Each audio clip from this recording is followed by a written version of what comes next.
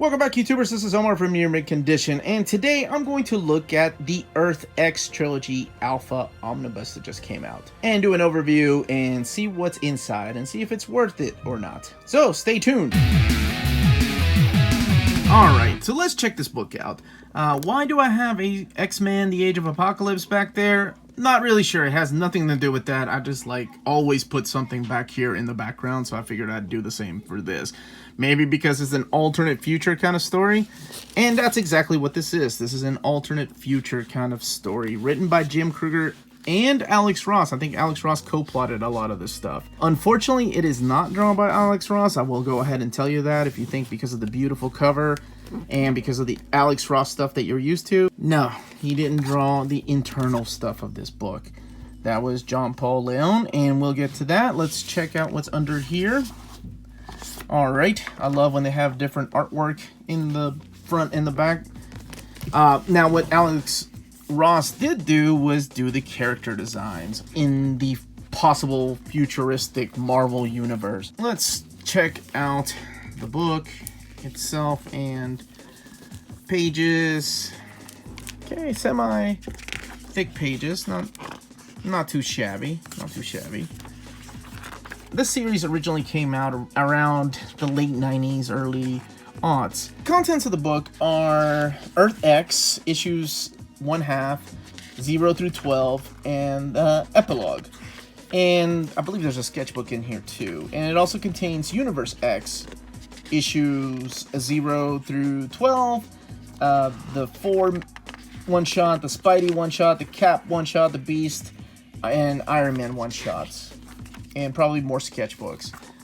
And as I mentioned before, the art is not done by Alex Ross. It is done by John Paul Leon and Doug Braithwaite, who later on went on to draw Justice. And that kind of had a painted look to it by Alex Ross, because he went and painted over Doug's art. So that was pretty cool. Yeah, I'm a big fan of the designs of these the characters. Doom, the things. So what is this book about? Well, it takes place in an alternate future, about 20 years in the Marvel Universe. And Aaron Stack, Machine Man, or X-51, call him what you will, gets a message from the Watcher to come and meet with him on the moon. He requires his assistance in watching the development of the human race.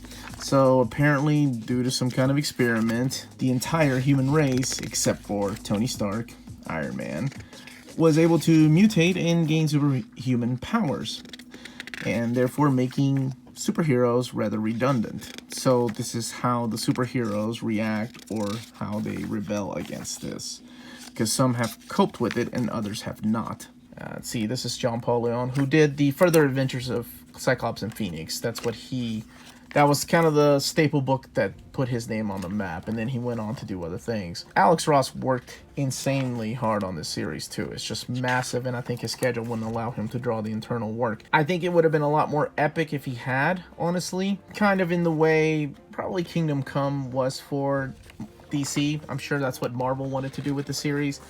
But it didn't get quite the love that Kingdom Come did. Now, that doesn't have anything to do with Jim Krueger, because Jim Krueger is a great writer. It's probably more to do with the art. And there's nothing wrong with John Paul Leon. It's just that he's not Alex Ross. Let's keep looking through here.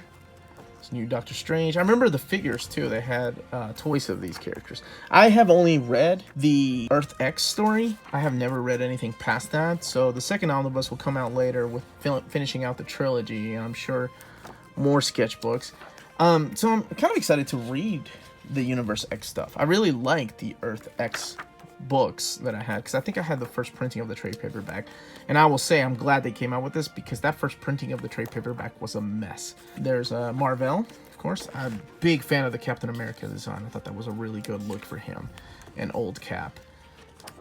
There's Thor, long before Jane Foster, and here's some Doug Braithwaite artwork. Yeah, his art actually kind of kicks ass. Universe. And I think he's the one that did most of the Universe X stuff. And here's some more of that stuff. As far as the build of the book, it's pretty good.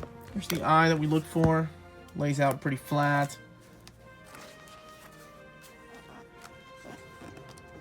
Hardly any gutter loss. Some more artwork. I think, yeah, that's what happened. Like a lot of the, and they had like crossovers where they traveled through time. It's a pretty wicked story. I'm glad that they finally did this. I'm surprised it took them this long into the Omnibus game to finally release these stories. Honestly, they have released just about every single epic crossover or event in an omnibus format. They really didn't have a lot left, and this one should have been one of the first. Is this worth buying? Is it worth reading? If you're a Marvel fan, the answer is of course, absolutely, definitely it is. Ross and Kruger have really refashioned the mythological fabric of the entire Marvel universe, and we suddenly perceive it in its cosmic scale on new levels. It's definitely a must-read. It involves a lot of the Kirby Celestials, which I know very little about, so it's pretty interesting to see them here. Now, is it a good story for newcomers? I would think so, yeah. Because, I mean, there are some continuous references to minor characters from the Marvel universe, and yeah, I can see why some various incidents might be off-putting, but honestly, I think people are smart enough to figure some things out, and the things that they don't get, they might be able to get later on after a reread. I think it's one of the best epic events that happen at Marvel Comics. I mean, if you like things like Evolutionary War, Atlantis Attacks, if you already have things like that, this is more in par with, I would probably say, Infinity Gauntlet. So if you were a fan of that big crossover event, or even Age of Apocalypse, if you just like possible futures, this is the book for you.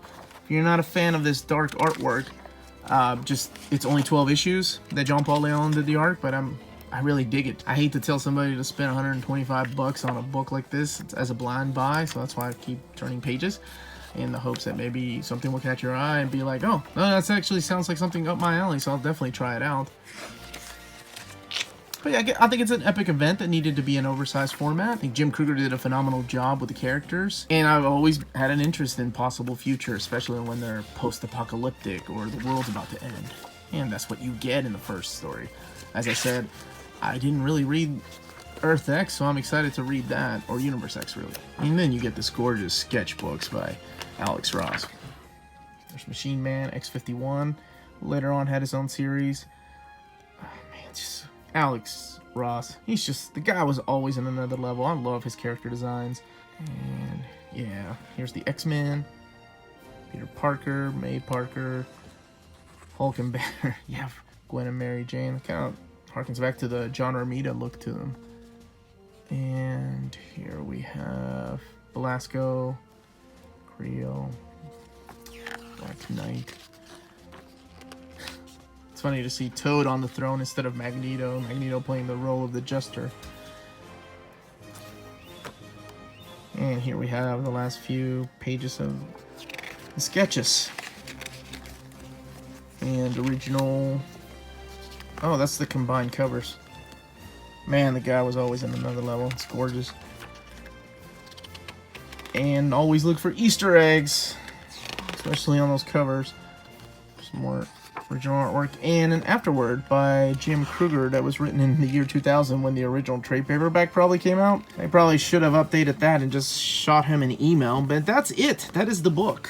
And that is the Earth X Trilogy Alpha Omnibus. The Omega Omnibus comes out early next year, so keep an eye out on that if you pick this up. If this is your first time watching the channel and you enjoy the content, please don't forget to hit the like and subscribe button. And check out our weekly show that comes out every Thursday, where we talk about anime, comic books, manga, video games, and toys. And we also have a live show every other Tuesday at 8 p.m. Eastern Standard Time. And that is Old Reader, New Reader, where I go back and read something that I read many years ago, and my new readers read it for the first time, and we talk about it. Again, this was Omar. Thank you for watching, and have a great day.